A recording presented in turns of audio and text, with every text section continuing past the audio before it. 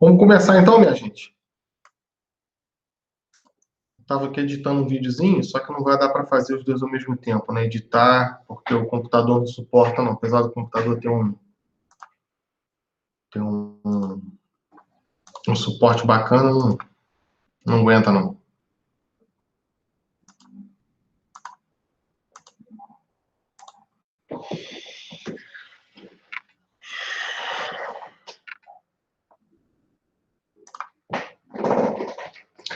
Então, minha gente, vamos que vamos. Nessa onda do Covid-19, tá? Antes de começar a aula, só um comentário, né? Não sei se vocês já viram uma série que é se não me falha a memória, é da Sony. E ela tá na Netflix, não sei se ainda tá. Mas se não tiver, dá para achar também, não é difícil não. Chamado House of Cards. Já viram? Alguém já viu House of Cards? Se não viu, veja, tá? Vale muito a pena para entender um pouco também o que é política, né? Gente, hoje a nossa temática é sensacional, tá? É uma temática que também está dentro da minha linha de estudo, tá? Que é a Idade Média, tá? Eu não sou especialista em Idade Média, na verdade, eu não sou especialista em coisa nenhuma, mas me debruço sobre a Idade Média para falar. House of Cards, eu acho que saiu da Netflix, acho que também saiu, mas enfim, vida que segue, né? Na verdade, eu utilizo a Idade Média para compor a minha linha de escrita e a minha linha também de atuação já há alguns anos, visto que eu estudo igreja, né? A minha linha de pensamento, a minha linha de ação é um pouco dentro dessa área de igreja. Então, eu me debruço bastante sobre essa questão. Então, a Idade Média está ali um pouco na circunvizinhança dessa questão. Né? Eu brinquei um pouquinho que eu não sou especialista em nada, mas, na verdade, eu sou mestre em educação e tenho pós-graduação em teologia. Tá? Então, só uma brincadeirinha. Né? Mas fico aqui na humildade da minha insignificância. Vocês vão ter 2 cadeiras de Idade Média. Tá? E prepare-se, porque, sem dúvida nenhuma, é um dos melhores professores do nosso corpo docente, que é o professor Marcos Levi. Ele vai dividir a Idade Média, tá? Como é uma divisão clássica de Idade Média, tá? Em alta Idade Média e baixa Idade Média. Alta Idade Média é a Idade Média mais distante da gente, por isso que é alta. E a baixa é a mais próxima. Melhorando, a alta Idade Média, você vai estudar de 1476 a aproximadamente o ano 1000, tá? Que é a famosíssima Revolução Feudal, que começa com o Renascimento Carolíngio, a partir do ano 800, tá? E aí entra o período chamado de feudalismo. Às vezes as pessoas veiculam a Idade Média feudalismo. Não, a Idade Média foi um movimento, o feudalismo foi um movimento dentro da Idade Média, na verdade, do medievo, exatamente no meio da Idade Média, tá? E depois, do século X ao século XV, 1453, tá? A Baixa Idade Média.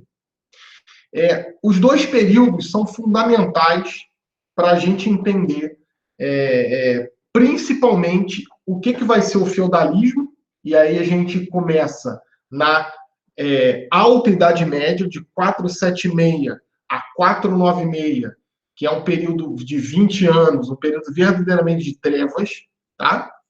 E aí vai se configurando os reinos, tá? A Igreja Católica já tinha um poder muito estabelecido nesse momento, e ela consegue se salvaguardar disso mesmo na queda do Império Romano, e passa a ser a única instituição que se mantém íntegra nesse contexto de desmoronamento de Império Romano, íntegra não no sentido da moralidade, tá?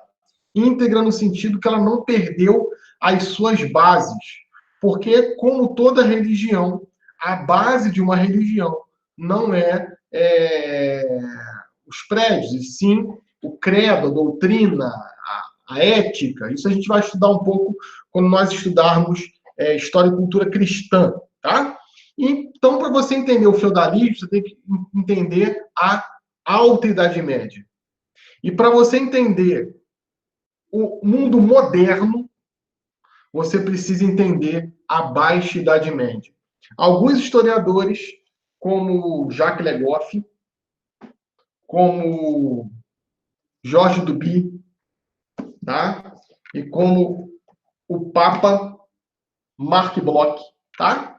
Vão considerar que a idade moderna não começa em 1453, mas começa no ano 800, com o Renascimento Carolíngio, tá?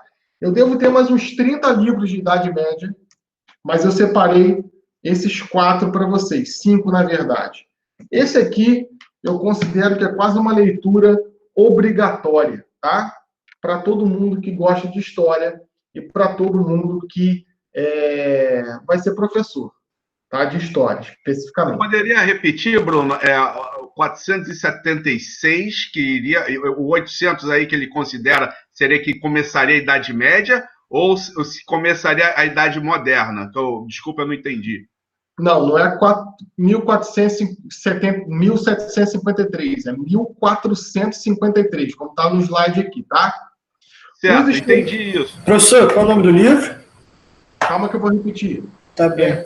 Os historiadores da nova escola, tá? Da escola dos análises, não vão marcar o início da Idade Moderna com a queda de Constantinopla, tá?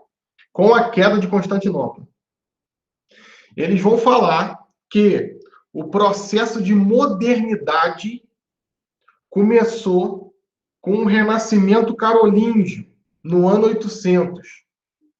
Porque o Renascimento Carolíngio vai dar a possibilidade, a gente vai tentar falar um pouco isso hoje, de repente hoje a aula vai ser um pouco mais longa, ou de repente a gente pode dividir, fazer 2 aulas, quarta-feira também temos encontro. Ele vai falar que o Renascimento Carolíngio, tá?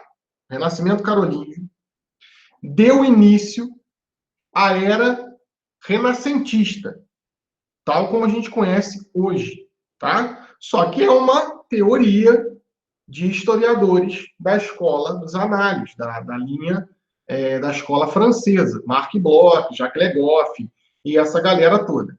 Hoje, você vai ver em alguns livros didáticos isso, tá? Você já vê um pouco essa afirmação. Eu já falei isso para vocês algumas vezes. As idades não se mudam tal como está escrito nos livros didáticos. Por exemplo, 476, caiu o Império Romano. No ano de 477, não, eu não sou mais um romano, agora eu sou um homem medieval. Essa porra não existe, tá? Não é um degrau que você ultrapassa, não é uma cortina que você abre e aconteceu aquele fato e você passou a ser um medieval, passou a ser um homem contemporâneo. Não é assim. Né? Você pega a modernidade com o mundo contemporâneo, a Revolução Francesa. Ah, não, agora eu não sou mais um homem moderno, eu sou um homem contemporâneo. Não existe isso. Ninguém pensa assim. Tá? Naquele período não pensava assim.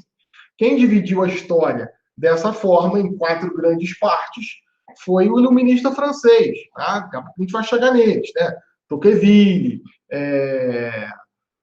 Montesquieu, Rousseau. Tá? Essa galera vai empreender um pouco da divisão da história quadripartite, da história francesa. Tá? A gente tem um outro, depois que eu vou citar também, que é o Fustel de Coulanger, tá? Que escreveu A Cidade Antiga, mas esse é assunto para mais tarde.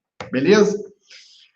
Por que as pessoas falam que... Deixa eu tirar isso aqui, que isso aqui é antigo pra caramba. Por que que as pessoas falam que a Idade Média é a Idade das Trevas? Quem sabe? Tá? Por quê? Porque o iluminista francês, tá? Ele está combatendo a modernidade. O iluminista francês, depois da Revolução Francesa, lá em 1800, ele não estava combatendo a Idade Média. Ele estava combatendo a modernidade. Entende? Por isso que é uma mudança de era. A modernidade não é que vai eliminar a religião. A modernidade vai trazer algumas questões. Daqui a pouco eu vou fazer um gráfico no papel para vocês, igual a semana passada. Só que, quando esse cara é iluminado pela ciência, pela razão, ele olha para a Idade Moderna, ele vê algumas coisas complicadas, mas quando ele olha para a Idade Média, ele vê treva. Tá?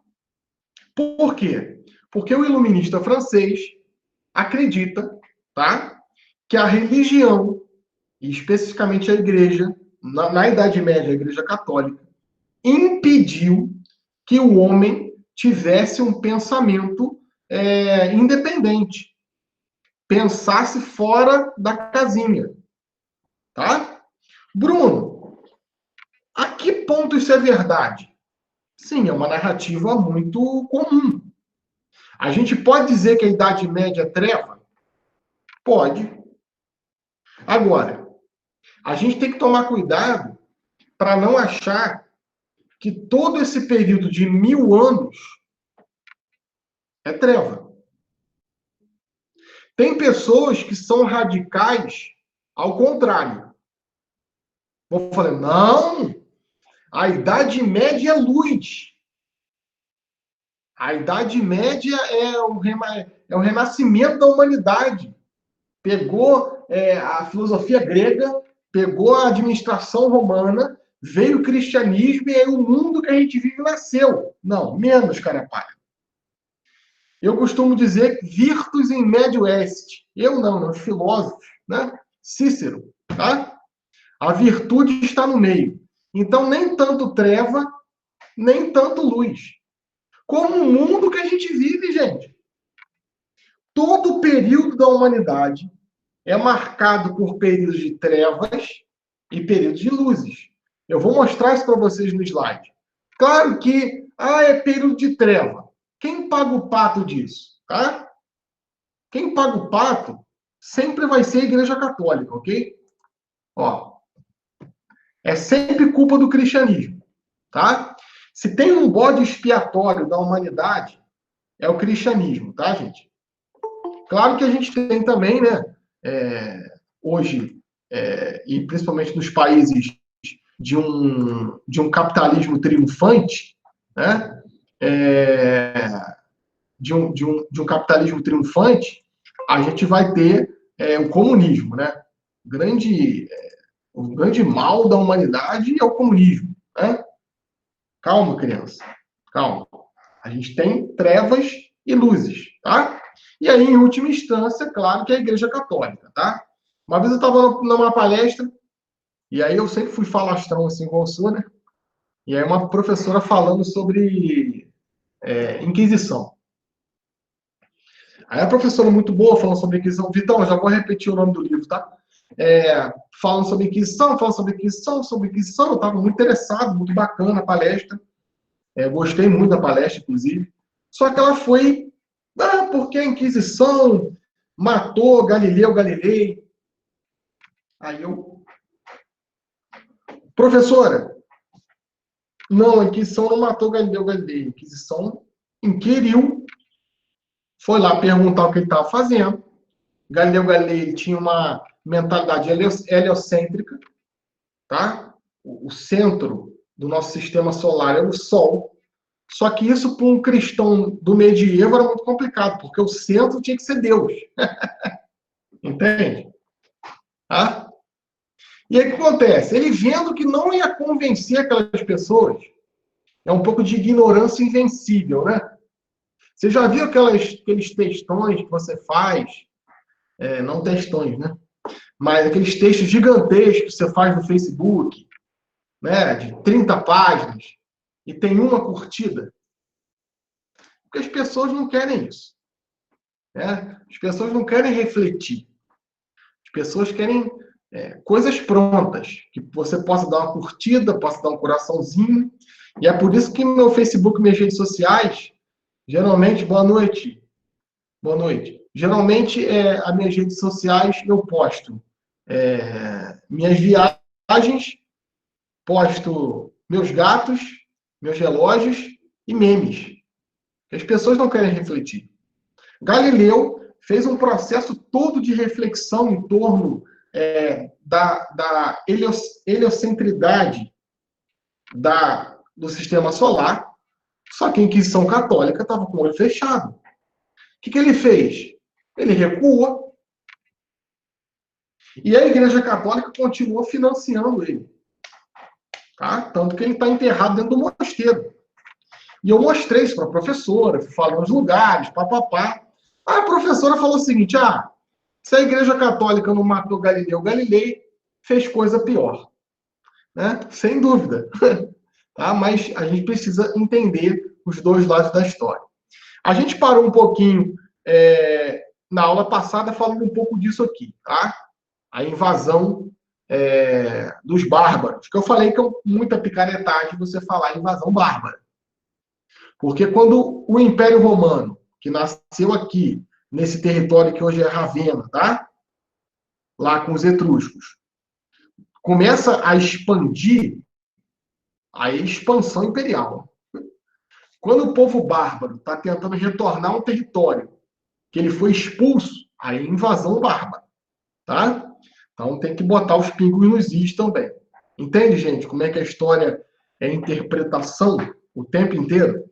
Então a gente tem hunos, visigodos, ostrogodos, vândalos, saxões, vascaínos, todos invadiram o Império Romano, e esse império vai ruindo por si só. E eu já expliquei um pouco isso na aula passada. Tá? O esplendor romano, tá?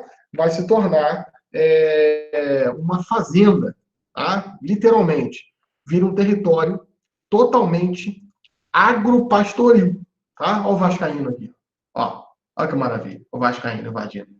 Saque dos vândalos em 1455. Tá? Esse território vira um território agropastoril, tá? Os castelos medievais, e a gente vai ter o período da Idade Média, que eu já falei para vocês, tradicionalmente, de 476 a 1453. Isso aqui eu já mostrei também.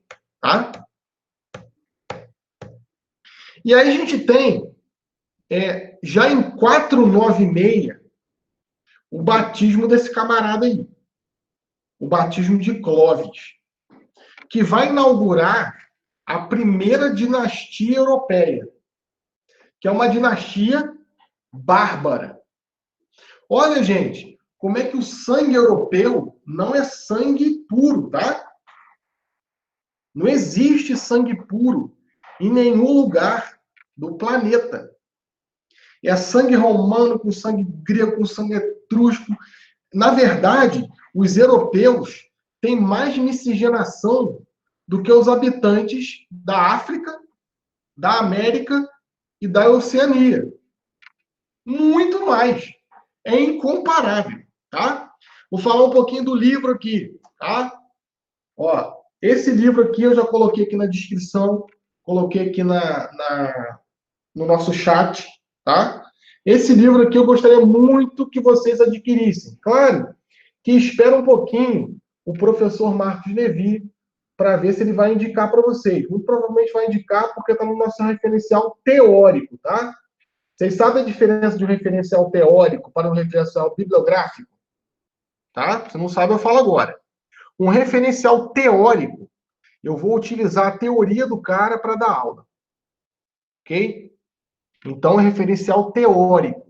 Eu vou usar a teoria. Quer ver? Deixa eu pegar um livro de teoria aqui para vocês. Ó. Deixa eu pegar mais um aqui, rapidinho.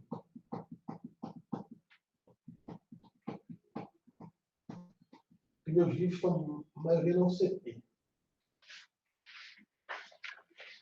Cara, eu tenho que trazer meus livros. Tenho que trazer meus livros para casa, cara. Vai levando, vai levando, vai levando. Por exemplo, ó. Raízes clássicas da historiografia moderna.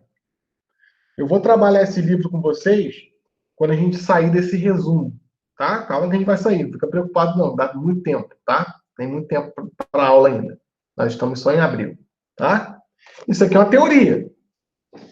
Um referencial teórico, eu vou pegar a ideia desse cara e vou transformar essa ideia em texto, em livro, em artigo, em aulas. O que é referencial bibliográfico? Eu vou pegar um outro livro, tá? Para ajudar na teoria. Então, tem referencial teórico, referencial bibliográfico. Ah, Bruno, mas são todas bibliografias? São, tá? Claro, você vai estudar Idade Média, o teu estudo vai ser bibliográfico. Sempre. Só se você tiver lá um DeLorean na sua garagem, tá? Uma máquina do tempo. Então, esse livro aqui vale muito a pena. Eu considero como se fosse a Bíblia da Idade Média. Você faz uma leitura desse livro aqui, você vai ter uma visão bem interessante do que é a Idade Média, tá? Tem outros autores. O Mark Bloch, ele vai meio que passar a batuta. Peraí que eu mudei aqui. Ele vai meio que passar a batuta para o Jacques Legoff. Jacques Legoff, sem dúvida nenhuma, é um dos maiores medievalistas que nós temos, tá? Então tem esse aqui, que é muito de curiosidade, tá? Heróis e Maravilhas da Idade Média.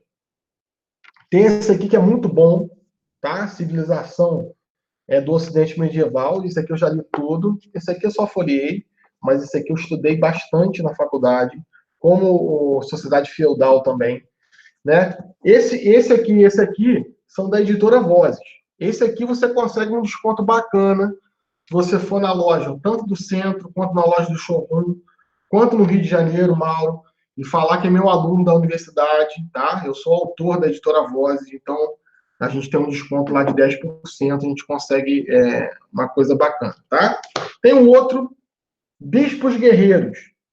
Isso aqui vai falar um pouco do contexto antes das cruzadas. Esse aqui eu tenho a honra, tá? Esse bonitão aqui, ó. Eu tenho a honra de ter sido aluno desse cara, tá? Professor Leandro Rust. Ele deu aula aqui na UCP, ele já veio na UCP algumas vezes, ele virá outras vezes na UCP, vocês vão ter a oportunidade de ouvi-lo. E, primeiro, é um cara que é sensacional, foi o melhor professor que eu tive, e escreve muito, muito, muito bem. Também da editora Vozes, também a gente consegue um desconto.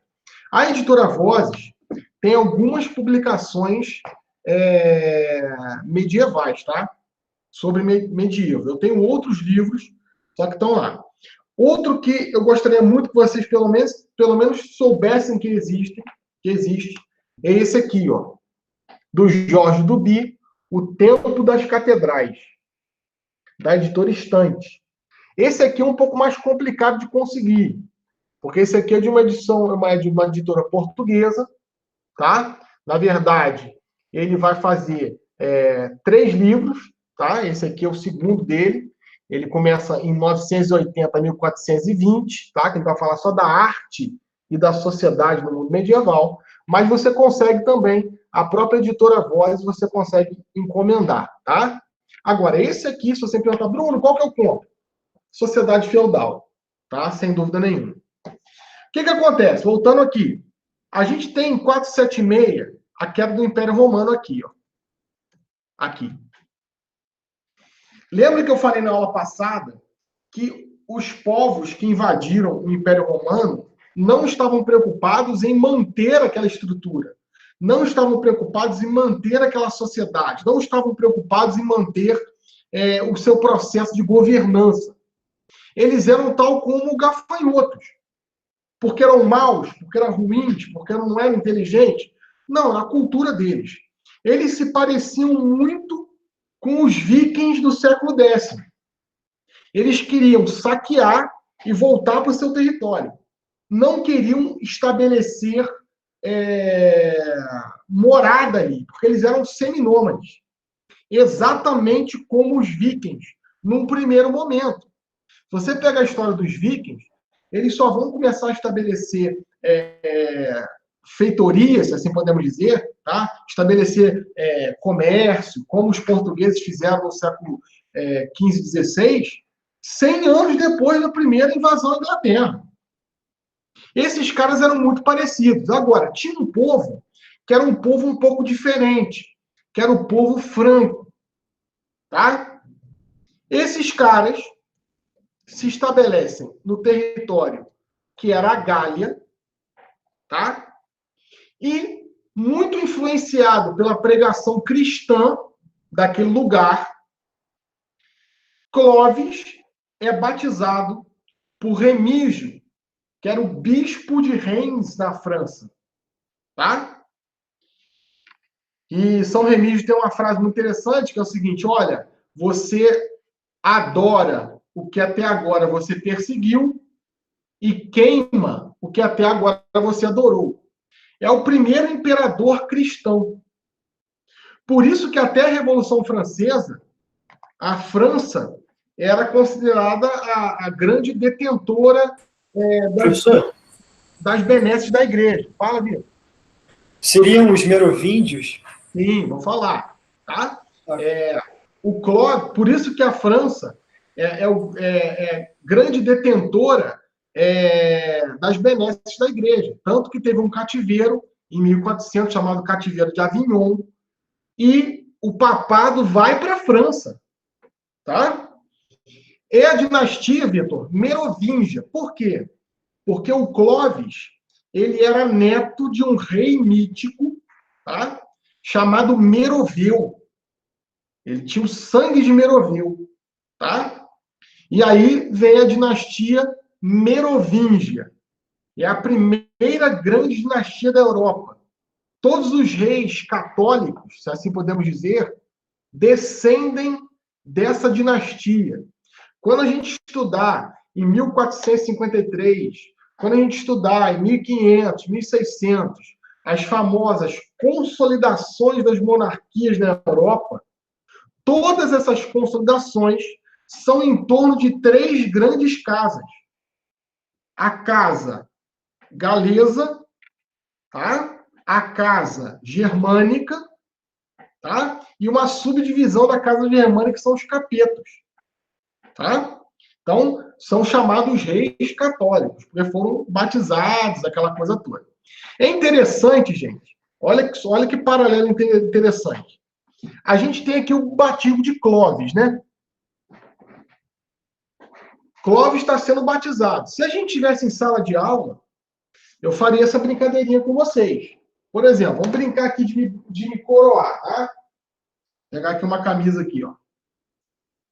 Cadeira sempre tem uma camisa, né, gente? Não tem jeito. Na casa de todo mundo, cadeira sempre tem uma camisa. Vamos coroar o Bruno, ó.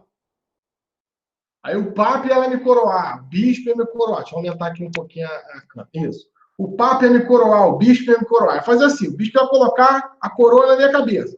Pum! Quem me coroa? O Papa?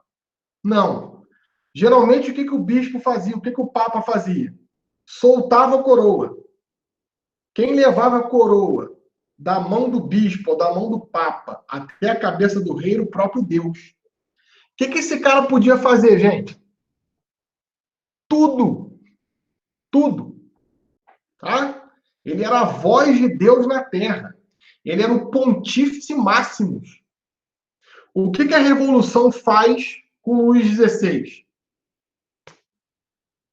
Corta a cabeça do cara. Entende o simbolismo? O corte da cabeça do Luís XVI não é simplesmente você matar um monarca. Você está dizendo que aquele rei que foi ungido, que tem um poder real, que tem um sangue azul, você está mostrando que aquele modelo não cabe mais. Por isso que é o fim do antigo regime. O antigo regime que estava pautado na monarquia e no poder eclesiástico que titulava essa monarquia. Olha que coisa interessante. A gente tem os mosteiros, que é uma parte muito interessante da história medieval. Vocês vão estudar bastante isso com Marcos Levi, principalmente um mosteiro muito famoso em 1024, chamado Mosteiro de Cluny, né? Tem uma revolução chamada Revolução de Cluny, verdadeiramente, ou simplesmente a reforma de Gregório VII, que é em 1024, a gente já está mais avançado. Tá? E a gente tem aqui um pouco do que a regra de São Bento fez. Qual que é o papel da regra de São Bento? E por isso que a gente está estudando isso. Tá? Porque esses caras foram os primeiros historiadores a pegar o que tinha no mundo grego, no mundo romano, e transpor para o mundo medieval. Visto que os bárbaros, os povos ditos povos bárbaros, não tinham uma cultura letrada.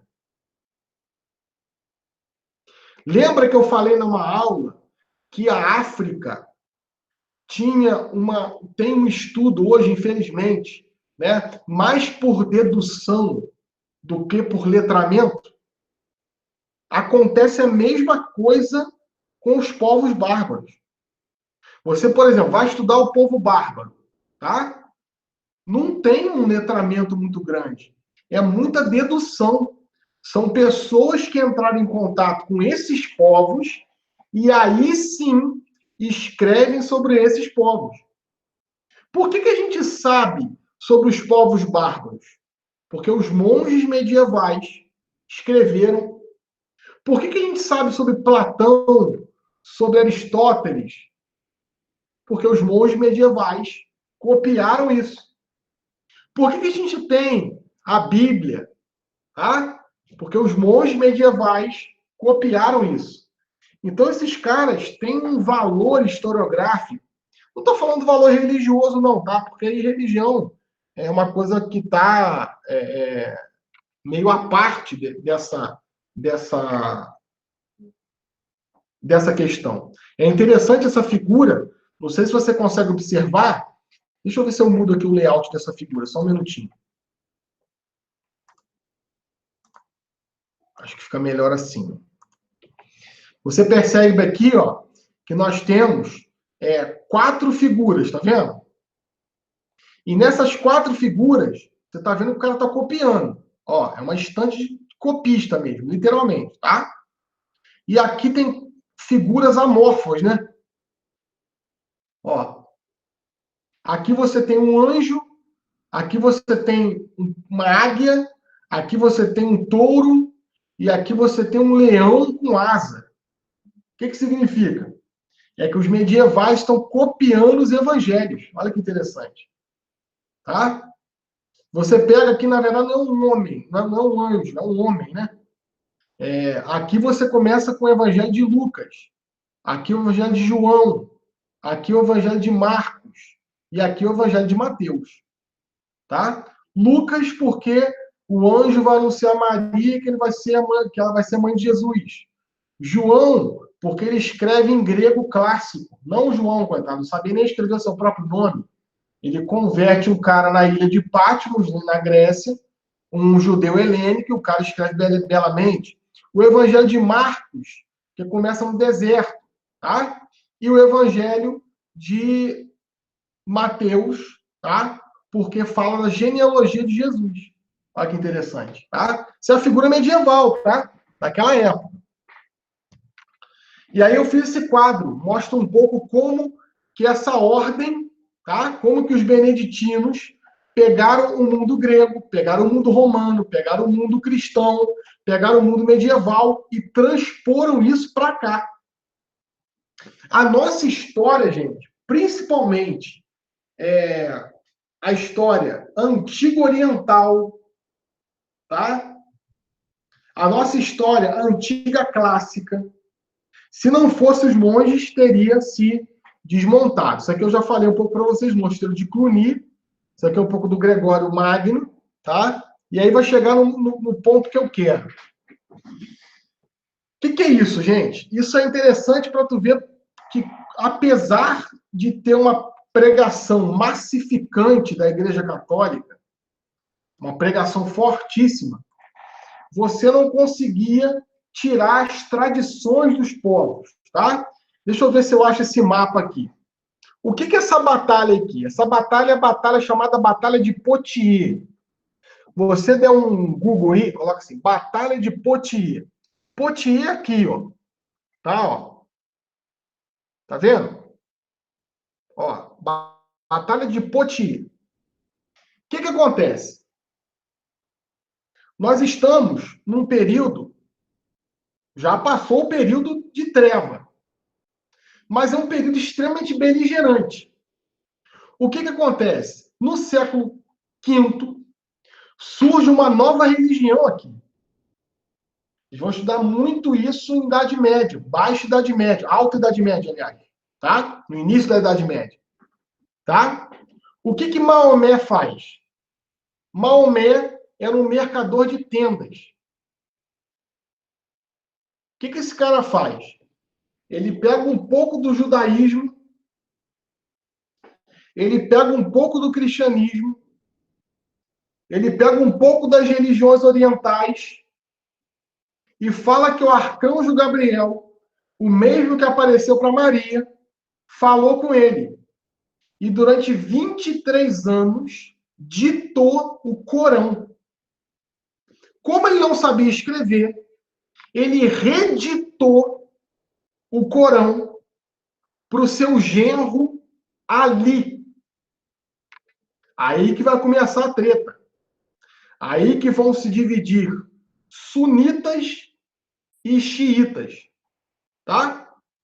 Ele funda uma nova religião em Meca. E depois que ele morre, os califas que vão sucedendo, principalmente o seu genro, Ali, com uma interpretação literal do Corão, uma interpretação xiita, vai começar um processo de expansão do islamismo, a partir de 1625, 1630, por ali, como está aqui no mapa. Rapaz, o bicho pega. Por quê? Eles são altamente militarizados e vão empreendendo escravidão de uma maneira enlouquecida. Vocês já viram a escola de samba, como é que conta a escravidão portuguesa na Europa? Como é que a escravidão portuguesa e a escravidão espanhola que a escola de samba conta? Fala que o português chegou lá, que o espanhol chegou lá, o holandês também, o francês, tá? Chegou lá e aprisionou os africanos, não é isso? Aprisionou os africanos. Não. Português e espanhol fizeram isso com os índios. Em primeiro momento. Depois eles trocavam mercadoria com os próprios mercadores de escravos, que também eram africanos.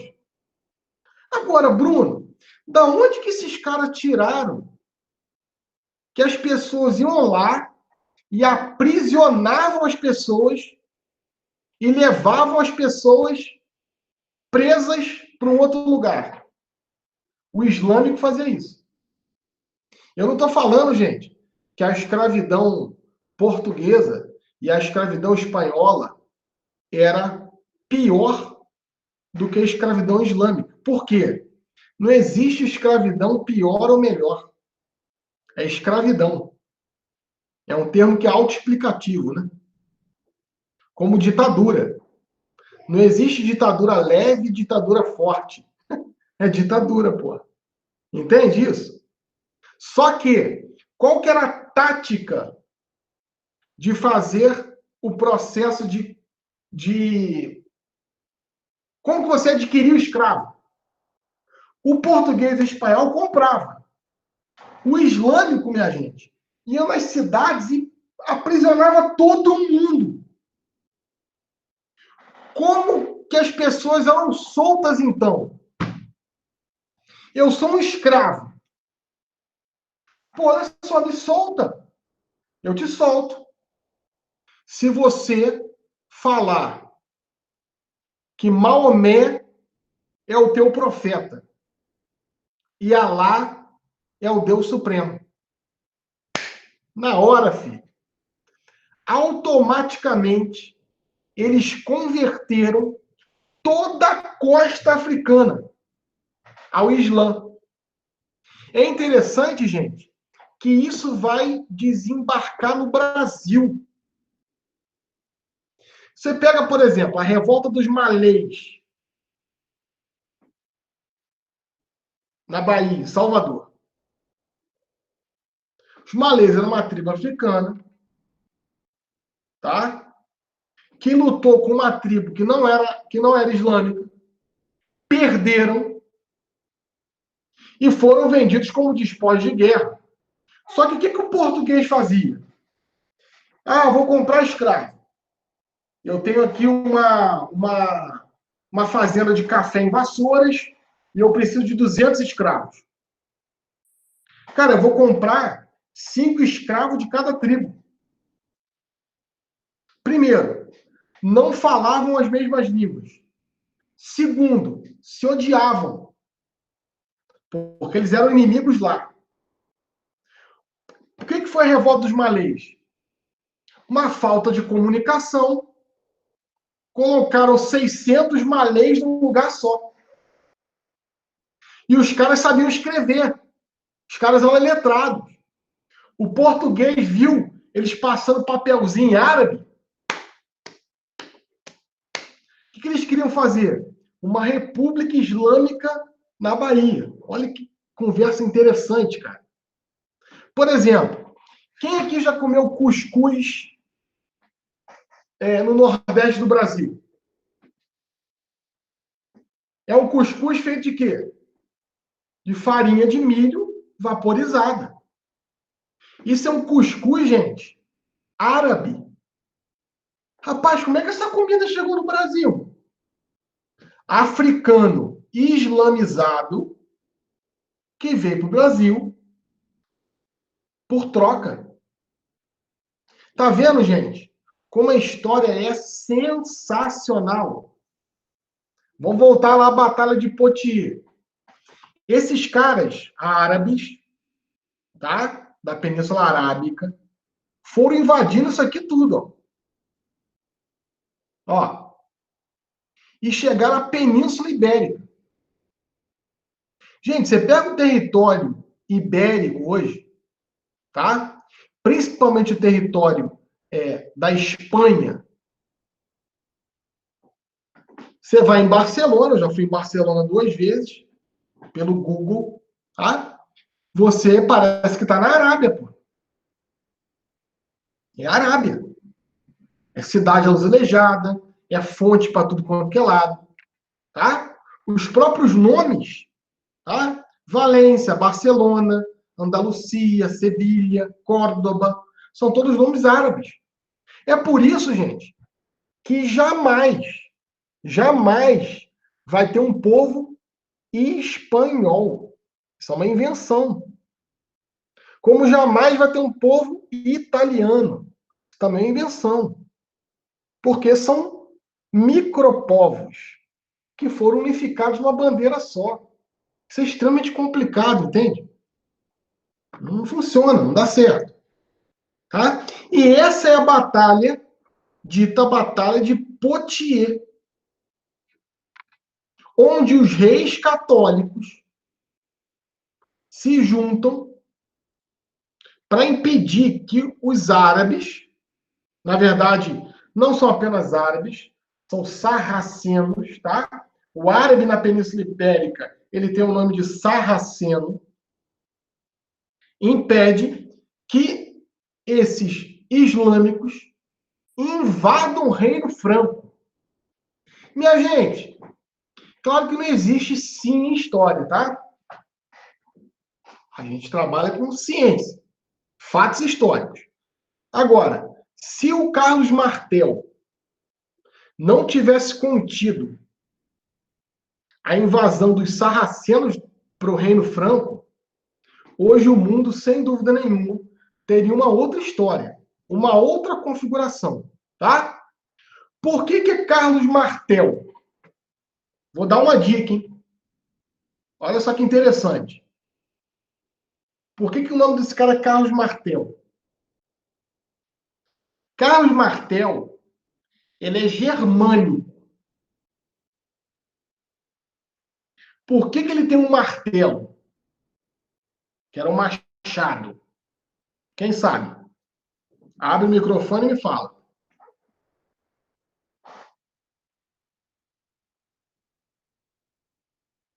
Ninguém?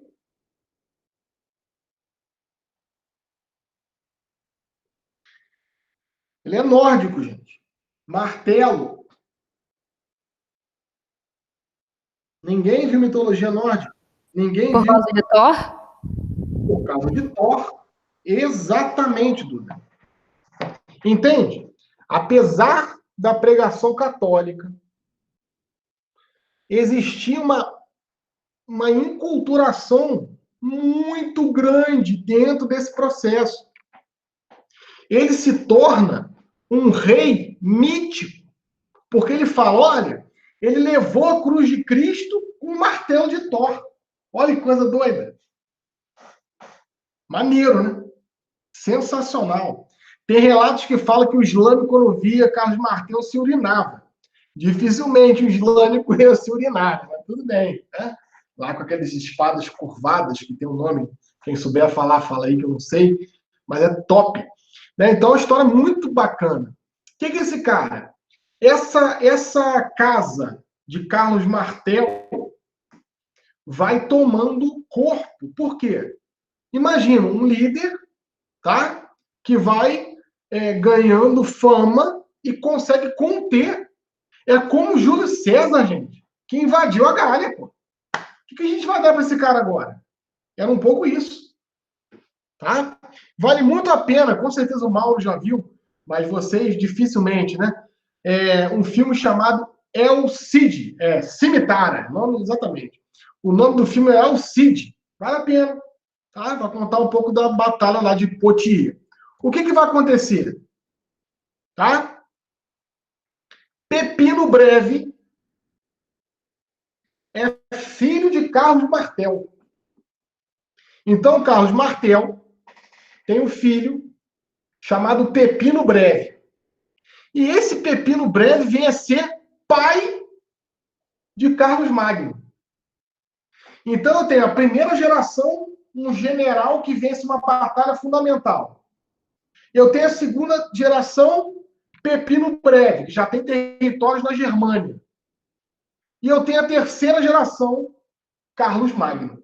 Aí para tudo, né? O que o Pepino Breve faz? Ele doa os estados pontifícios para a igreja. Ele cria um senhor feudal, que é a Igreja Católica. E a Igreja Católica passa a ter um exército. Então tem treta em algum território europeu, eles convocam o exército da igreja. Ó, é o livro. Bispos Guerreiros. Tá?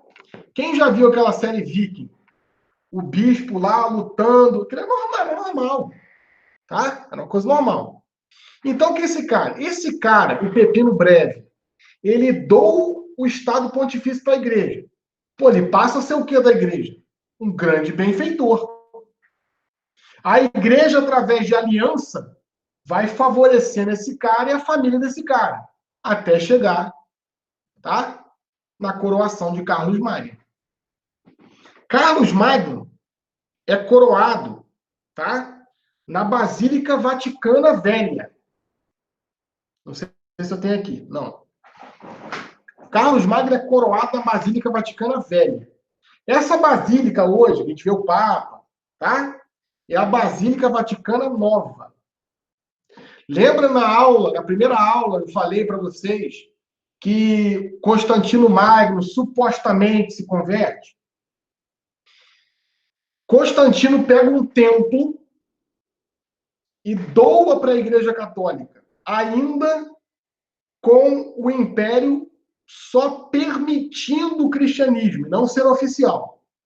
O cristianismo vai ser oficial só em 380 com Teodósio. Constantino é 313, o Edito de Milão. Tá? 312, a batalha com o irmão Maxêncio. Essa vira a Basílica Vaticana, ou a Basílica de Constantino, que é uma basílica menor. Em 1400 e pouco, começa uma campanha para fazer uma Basílica Vaticana gigantesca. E é uma das causas da Reforma Protestante. Porque a igreja na Germânia começa a cobrar imposto de tudo para construir a Basílica Vaticana, que está lá hoje, grandona.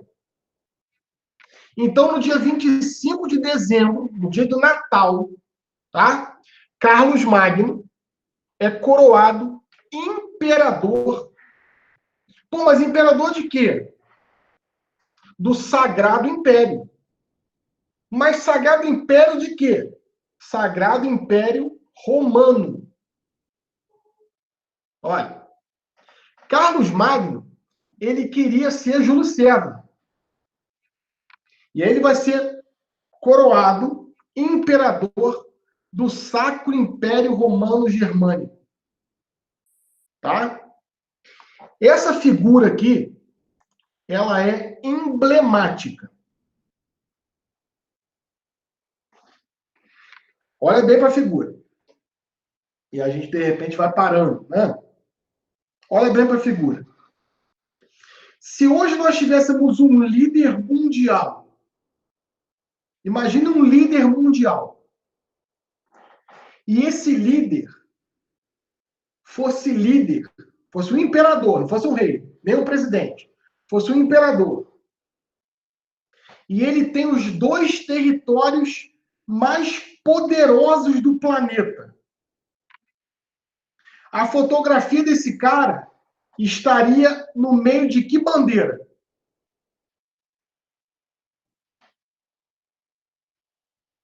Quem sabe? Professor, faz a pergunta. Faço. Imagina que eu sou um líder, tá? Eu, Bruno. E eu domino as 2 maiores nações da Terra, hoje, em 2020.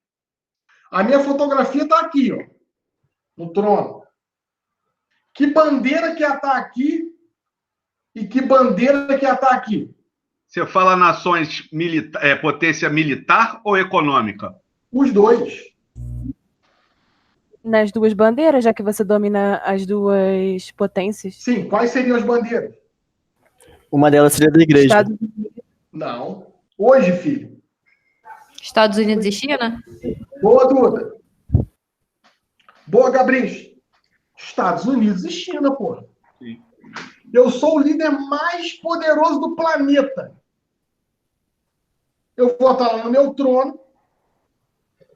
Eu discordaria só se fosse unicamente militar, que aí seria Estados Unidos e Rússia. Não, mas potência financeira, dinheiro, né? Ó, aqui, ó. Se fosse na época da Guerra Fria, sim, Estados Unidos e Rússia. Mas hoje a China... Tu vê o problema que a China está causando, gente. Por quê? Porque todos os insumos são de lá. Ontem eu vi lá o Macron falando que não tem insumo. Por quê? Porque tudo é produzido ou na China ou na Índia. Olha, meio que a gente está na mão, né? É interessante que eu vi uma entrevista, essa entrevista tem uns 2 anos, de um político falando que o parque industrial brasileiro para insumo médio não dava conta de 1 mês sem a China. Olha isso. Poderio financeiro econômico inimaginável. Então, se eu fosse hoje um líder global, eu teria os Estados Unidos e a China. Gente, essa figura é exatamente isso. O que esse cara tem aos pés dele? Ele tem a Gália, ó. Ele tem a dinastia Merovingia agora. E ele tem os germânicos, porque ele é germânico. É como se ele tivesse o poder. Claro que é muito maior do que hoje, tá? É como se ele tivesse o poder da Alemanha e da França. Só que a Alemanha é muito menor do que a Germânia, tá? Muito menor. E a Gália é muito menor do que a França. Então era um império gigantesco.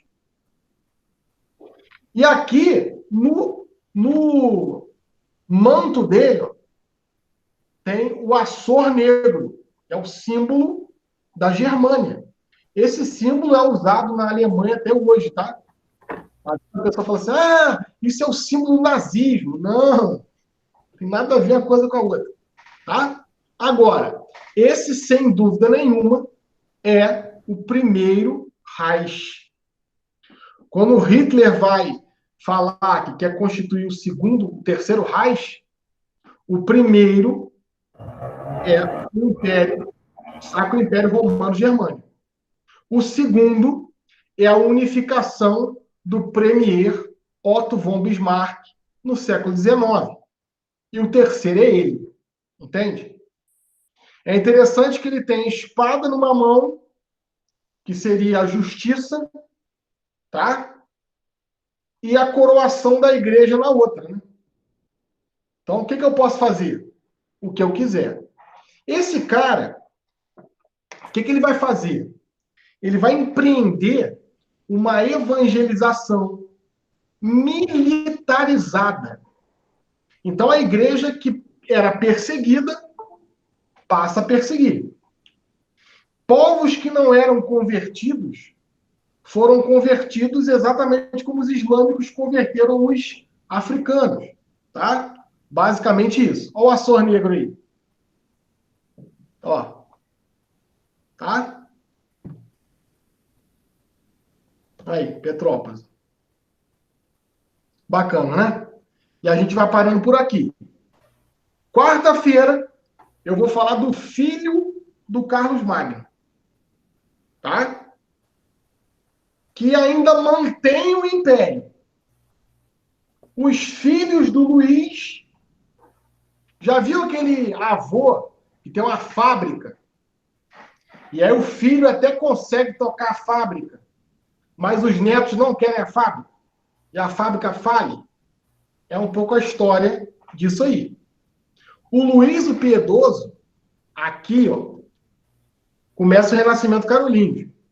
O Luís o Piedoso vai herdar o ímpeto do pai relacionado ao cristianismo. O Luís o Piedoso, gente, ficava 100 dias no mosteiro fazendo retiro em silêncio. Ele parecia muito com Dom Pedro II, que abandonava o império na mão da filha. Ó, se vira aí que eu vou viajar o mundo. Vou ficar 60 dias viajando. Era um pouco isso. Esse cara vai ter 3 filhos. Esses filhos vão dividir o império. E aí ele dá a possibilidade de um processo que a gente chama hoje de vassalagem. Mas isso é cenas para os próximos capítulos. Tá? Vou parar aqui um pouquinho.